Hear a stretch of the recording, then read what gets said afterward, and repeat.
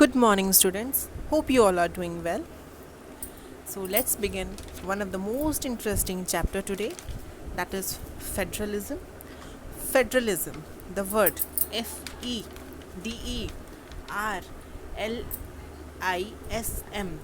Federalism.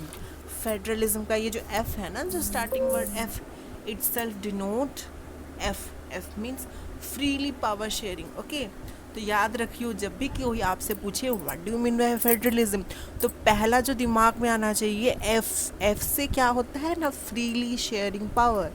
Okay, power sharing. Definitely you all must be remembering previous chapter, vertical form of power sharing, horizontal form of power sharing. I think you must be getting a flashback. So now let's focus on today's chapter called federalism. So federalism का definition क्या है? Federalism is a system of government in which power is divided between a central authority and various constituent units of the country. Okay, both these levels of government enjoy their power independent of others. Okay, so ये definition दे के कुछ लोग सोच रहे हैं oh my God, इतना बड़ा definition हम कैसे याद रखें, कुछ समझ में नहीं आ रहा. तो इसको ना हम छोटा छोटा करके समझते हैं कि क्या चीज़ है.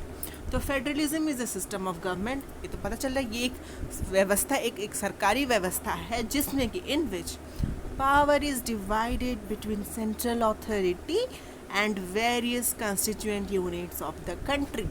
ठीक है, तो यहाँ पे क्या बोला है, पावर का विभाजन हो रहा है. Power is divided.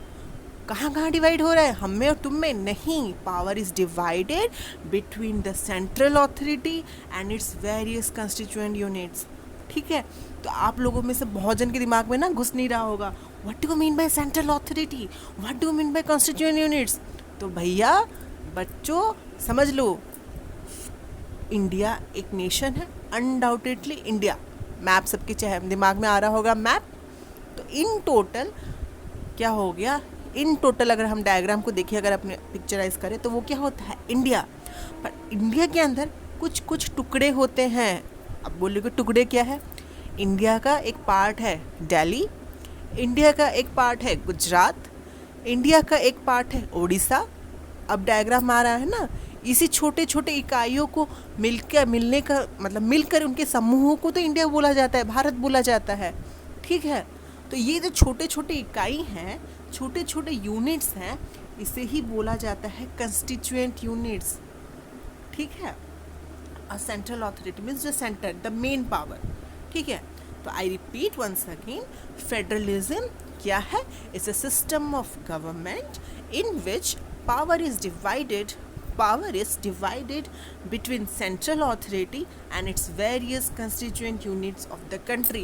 Okay, so don't forget, I want to make a note on it, don't forget any of the word to write. एक एक वर्ड इसका ना इम्पॉर्टेंस है, अपना ही उसका सिग्निफिकेंस है. सपोज आप लोग लिख दोगे federalism is a system of government in which power is divided between central authority and various constituent units. बस ऑफ द कंट्री लिखना भूल ही गए भाई, तो ये डेफिनेशन गलत हो जाएगा. क्यों? क्योंकि ऑफ द कंट्री नहीं लिखोगे तो कहाँ का, वर्ल्ड का, हमारे घर का, हमारे देश का, हमारे देश का, ये इम्पॉर्टेंट है. तो ऑफ द कंट्री लिखना is most important. Okay, I hope you are getting an idea. अब सोचो, फेडरलिज्म मीन्स हमने पढ़ लिया freely power sharing. Freely power sharing किस किस के बीच, the central government and constituent units or regional units. Okay, next point is both these levels of government enjoy their power independent of other. ये तो बड़े मज़े की बात है. सेंट्रल यूनिट के पास भी कुछ पावर्स हो गए, रीजनल यूनिट्स के पास भी कुछ पावर हो गए, और दोनों अपने पावर्स को बड़े मज़े से इंजॉय कर रहे हैं. ठीक है, independent means they are not dependent on each other. तू सेंट्रल गवर्नमेंट मुझे पावर देगा तब मैं ये काम करूँगा, नहीं. उस रीजनल के पास भी, दिल्ली गवर्नमेंट के पास भी कुछ पावर है, कुछ इश्यूज़ पे वो अपना डिसीजन खुद ले सकता है. ठीक है, नेक्स्ट पॉइंट, और थोड़ा सा डिस्क्रिप्टिवली समझने के लिए और थोड़ा सा हमको समझ में आए चीज़ें क्या है, तो देखते हैं एक डिफ्रेंशिएशन क्या है गवर्नमेंट एंड यूनिटरी गवर्नमेंट के बीच में. Okay, so federal government means two or more level of government. Definitely हमने तो डेफिनेशन में ऑलरेडी स्टडीड कर लिया है कि federalism is the system of government where there is power sharing between centre and regional units और constituent units. तो इसने तो डेफिनेशन ठीक ही लिखा है. The definition is right, two और मोर लेवल ऑफ गवर्नमेंट. ठीक है, तो तुम्हारे मन में सवाल आ रहा होगा कि अगर वन लेवल ऑफ गवर्नमेंट होगा तो क्या होगा. तो बच्चों, वन लेवल ऑफ गवर्नमेंट हुआ तो that is unitary form of government. Okay, next point is federal government में क्या होता है. Power is divided between central authority and various constituent units of country. ये तो हमने प्रीवियसली पढ़ ही लिया. तो फिर इसके ऑपोजिट में क्या होगा. अगर पावर डिवाइडेड नहीं होगा तो नो डिवीजन ऑफ पावर हुआ तो वो क्या होगा, यूनिटरी फॉर्म ऑफ गवर्नमेंट. ठीक है, नेक्स्ट पॉइंट क्या हुआ, different level enjoy power independently. और इसमें क्या होगा, अगर कोई सबऑर्डिनेट्स होंगे, if there is any subordinates then they are under central government. Okay, आंख बंद कर लो, एक बार समझ लो, मैं दूसरी बार बोल रही हूँ. I am repeating once again that federalism means, federalism का मतलब होता है डिस्ट्रीब्यूशन ऑफ पावर. पावर का, शक्ति का विभाजन किनके बीच, सेंट्रल गवर्नमेंट के बीच एंड स्टेट गवर्नमेंट्स के बीच. स्टेट गवर्नमेंट को अदरवाइज बोला जाता है कंस्टिट्यूएंट यूनिट्स. ठीक है, इसे बोला जाता है फेडरलिज्म या फिर फेडरल टाइप ऑफ गवर्नमेंट. अगर इसके विपरीत प्रकार की व्यवस्था हो, सरकारी व्यवस्था हो, मतलब यहाँ पे डिस्ट्रीब्यूशन ऑफ पावर हो रहा है या फिर डिवीजन ऑफ पावर हो, सॉरी डिवीजन ऑफ पावर है, distribution is something different. Division of power हो रहा है, पावर का विभाजन हो रहा है, और अगर नहीं हो रहा है तो वो यूनिटरी फॉर्म ऑफ गवर्नमेंट हो जाएगा. ठीक है, clear. Okay, next thing is, now let's discuss features of federalism. Okay, so features of federalism का फर्स्ट पॉइंट है डेफिनेटली देर आर टू और more level of government. Okay, MENT, sorry T is omitted, two और more level of government. Exactly, अगर दो से ज़्यादा ना ही हो तो विभाजन होगा कैसे, division, how division is possible. So in order to divide the power we need more than two governments. Okay, next point is two tier has its own jurisdiction in specific matters of legislation, taxation and administration. This is the most important points which you have to remember. क्या बोला है, each tier, हर व्यवस्था में, हर reason के पास, हर party के पास, ठीक है, central authority हो या रीजनल अथॉरिटी हो, इनके पास अपना अपना पावर होता है जिसकी मदद से वो अपने लेजिस्लेशन मैटर को, टैक्सेशन मैटर को, एडमिनिस्ट्रेशन मैटर को खुद हैंडल करते हैं. सपोज दिल्ली में कहीं राइट्स हो रहे हैं, ठीक है, दंगे हो रहे हैं, तो फिर उसके पास इतनी पावर है कि वो कुछ कानून बना सके और उसको रोक सके, उस दंगे को, उस राइट्स को रोक सके. ना कि वो सेंटर पे डिपेंड करता है कि सेंटर में डिस्कशन हो, लॉ बने, फिर वो आए, पारित हो. No, some all states constituent units have some power. Okay, उनको कुछ पावर दिया गया है, दे आर फ्री. कुछ हुआ तुम्हारे पास, तुम्हारे अंडर ये है तो तुम ले लो. सपोज एक एग्जाम्पल देती हूँ, ठीक है, तुम और तुम्हारे पापा, ठीक है, तुम्हारे पापा के पास भी कुछ पावर है, तुम्हारे पास भी कुछ पावर है, ठीक है, तो तुम्हें ये अधिकार दिया गया है कि तुम एक चैप्टर पढ़ रहे हो, तुमसे नहीं हो रहा है, तो तुम्हारा मन करेगा कि नहीं, मैं आज रात भर पढ़ूंगा और इसे कंप्लीट करूंगा. You have that freeness, you are that much free, independent. तुम उतने ही स्वाधीन हो कि हाँ, ये डिसीजन ले सकते हो. पर तुम्हारे पास ये अधिकार नहीं है कि तुम रात भर बाहर रह के मज़े करो. वो अधिकार तो पापा के पास होता है, ठीक है. तो तुम्हारे पास जो अधिकार है तुम वो ले सकते हो. तुम्हारे पास अधिकार है कि आज मन नहीं कर रहा, पेट खराब है, तो थोड़ा सा कम खा लो, ठीक है. समझ में आ रहा है, ठीक है. तो the next point is the jurisdiction of the respective levels of tyres of government are specified in the constitution. ये भी बहुत इंपॉर्टेंट पॉइंट्स है, क्योंकि हमने तो समझ लिया कि पावर तो डिवाइड हो गया, इसके पास इसके मैटर्स, मतलब स्टेट पे कुछ मैटर्स हुए, कुछ प्रॉब्लम्स हुए तो स्टेट गवर्नमेंट डिसाइड कर लेगा, सेंटर के पास पावर है, सेंटर डिवाइड कर लेगा। पर कौन से मैटर किसके पास है, किसके पास कितना पावर है, ये कहाँ से पता चलेगा? From where we will get to know that how much power we have, on what matters, on what issues we have that power to make laws.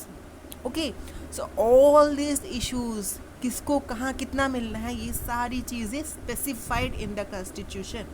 You know Indian constitution, the most lengthiest constitution and best constitution, उसमें हर चीज़ की दवा है. ठीक है, तो हमारे संविधान में, in our constitution, this matters are clearly written कि स्टेट गवर्नमेंट्स के पास इन विषयों पे वो उनके पास पूरा हक है कि वो वो कानून या लॉ बना सकते हैं, वो अपना डिसीजंस खुद ले सकते हैं.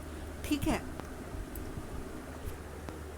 Next important thing is the fundamental provisions of the constitution can not be unilaterally changed by one level of government. Such change requires the consent of both the levels of government. भाई ये चीज़ तो बढ़िया कर दी. Previous points में, previous features में हमने क्या पढ़ा कि यार झगड़ा करने की कोई बात नहीं है, no need to quarrel. In our constitution it has been clearly specified कि किसके पास कितना, कौन से मैटर्स में पावर होगी, स्टेट्स के पास कितनी पावर है, किस किस इश्यूज़ में वो अपना डिसीजन खुद ले सकते हैं, सेंटर के पास कौन कौन से मैटर में वो अपना डिसीजन ले सकते हैं. It is clearly mentioned.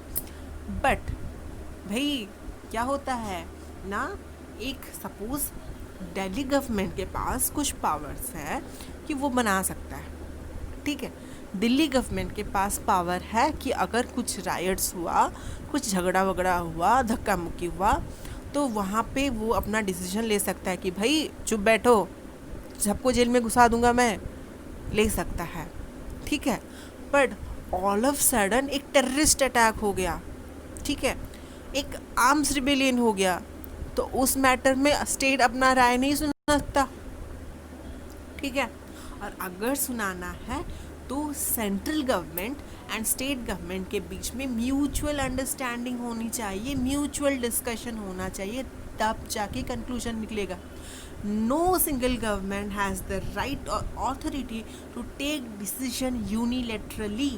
Okay, unilaterally मतलब समझ रहे हो, यूनिलेटरली मीन्स अपनी तरफ से एकाध, मतलब अकेले अकेले में सब कुछ करना. ठीक है, it's not at all possible. Okay, तो फिर क्या ये सब चीज़ें कॉन्स्टिट्यूशन में लिखी है? कॉन्स्टिट्यूशन क्या बोलता है? कॉन्स्टिट्यूशन में ये भी लिखा है कि किसके पास कितना पावर है, और ये भी लिखा है कि कोई भी गवर्नमेंट, चाहे वो सेंट्रल गवर्नमेंट हो या रीजनल गवर्नमेंट हो, कोई भी गवर्नमेंट अपने मुताबिक, अपने हिसाब से कानून व्यवस्था या फिर पावर अथॉरिटी को चेंज नहीं कर सकता. ठीक है. Such changes requires the consent of both the levels of government. अगर कुछ चेंज करना है तो दोनों गवर्नमेंट को एक साथ बैठ के डिस्कशन करके म्यूचुअल अंडरस्टैंडिंग से डिसीजन लेना है. ठीक है. The next important thing is judiciary work independently. Judiciary work independently if disputes arises between different level of governments in exercise of their respective power. ठीक है. तो यहाँ पे किसकी बात कर रहा है? Judiciary, supreme court. ठीक है. सुप्रीम कोर्ट कौन है? The apex court of land, the most important, the highest court of land, जिसके सामने equal, all are equal before law. ठीक है. तो फिर ये सारे मैटर्स अगर state governments and central governments के बीच में कुछ झगड़ा मुक्की, धक्का मुक्की तो होगा नहीं. झगड़ा मीन्स एक टाइप का पेन एंड पेपर वाला झगड़ा. अब कोई तलवार वलवार तो लेके जाएगा नहीं झगड़ा करने के लिए. तो अगर कुछ झगड़ा हुआ तो इस मैटर्स को कौन सॉल्व करेगा? जुडिशियरी, अदरवाइज ब्रैकेट में बोल सकते हो सुप्रीम कोर्ट.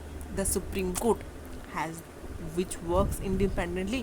वो किसी के साथ भेदभाव नहीं करेगा. ऐसा नहीं है कि सुप्रीम कोर्ट दिल्ली में है तो दिल्ली वालों की बात सुनेगी, हरियाणा वालों की बात नहीं सुनेगी, गुजरात वालों की बात नहीं सुनेगी, नहीं, या फिर सेंटर वालों की बात नहीं सुनेगी. No, without any bias in nature judiciary works independently. Okay.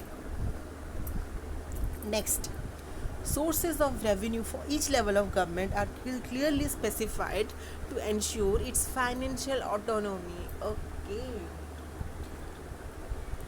Power तो डिवाइड हो गया, ठीक है, कहाँ लिखा है वो भी पता चल गया, झगड़ा होगा तो कौन डिसॉल्व करेगा मैटर ये भी पता चल गया।